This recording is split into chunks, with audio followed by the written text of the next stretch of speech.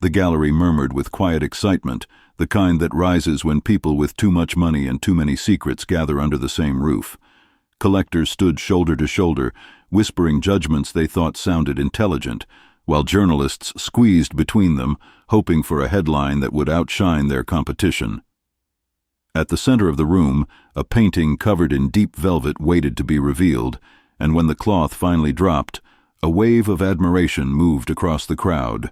But that moment was shattered almost instantly when a young woman stepped forward, her hands trembling so visibly that the nearest critic frowned. She pointed straight at the $12 million canvas and said, in a voice that cracked but did not waver, "This is a forgery." Conversations froze. A billionaire with a reputation for never being questioned stared at her as if she had spoken an insult rather than a fact. Security hesitated, unsure whether to silence her or listen.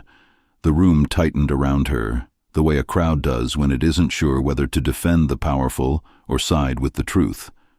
Journalists leaned in like animals catching the scent of something they had been waiting years to find, while critics shook their heads to signal their disbelief, though a few of them had already begun studying the painting again with new suspicion. The girl swallowed hard, aware she had just crossed a line most people would never dare to approach. And yet she didn't step back. She didn't apologize. She simply stared at the painting as if it had personally betrayed her.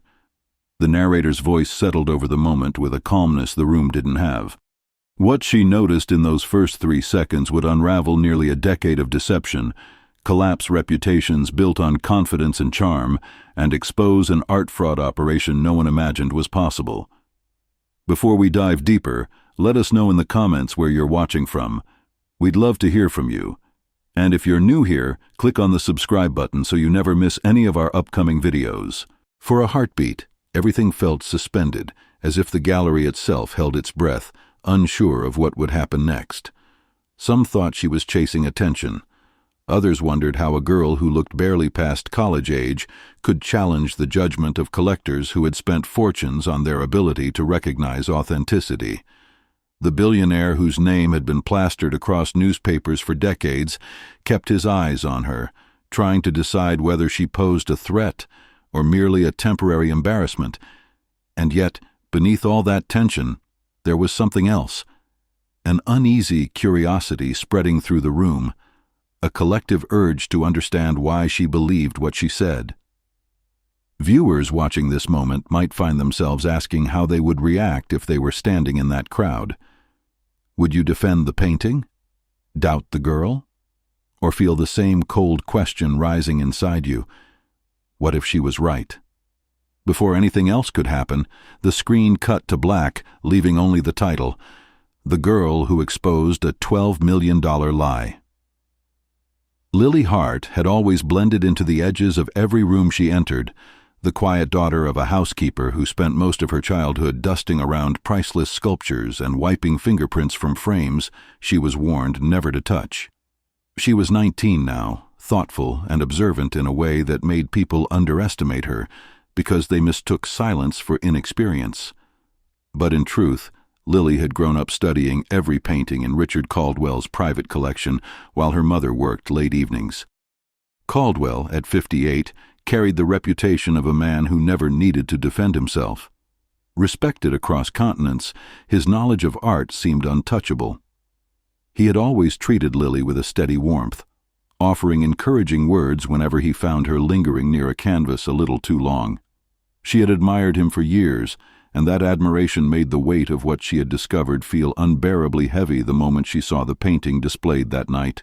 The artwork at the center of everything was called Eternal Whisper, a piece attributed to the late Adrian Leclerc, a painter whose work rarely resurfaced and whose signature brush patterns were studied by experts the way musicians analyze the heartbeat of a song. Its unveiling had been planned with enormous anticipation. A global tour across museums, a record-breaking auction that collectors whispered about long before the date was even announced, and reviews from critics calling it the kind of rediscovery that would shape the next decade of the art world. Lily had heard these conversations for months, often while sweeping the edges of Caldwell's gallery floors. She wanted to feel excited too, but a quiet tug inside her had grown stronger each time she studied the details in the promotional images. Something felt off, faintly but unmistakably wrong, and she had hoped the feeling would fade the night she saw it in person. Instead, it only sharpened. Lily never intended to confront anyone, least of all a man she respected as deeply as Caldwell. She remembered the first time he encouraged her curiosity, telling her that anyone could learn to understand art if they simply spent enough time observing its smallest traits. She took those words seriously, maybe more seriously than he ever knew, and that was exactly why her heart had tightened when she realized the pattern of shadows along the lower corner of Eternal Whisper was inconsistent with Leclerc's style. It wasn't dramatic, it was subtle, something most people would have ignored, but she couldn't. Her mind replayed every authentic Leclerc she had ever studied online, matching them against the canvas before her. The truth settled into her like a cold weight. The painting wasn't genuine. And as the narrator's voice deepens, the question rises. What Lily didn't know was that someone in that room was counting on her staying silent.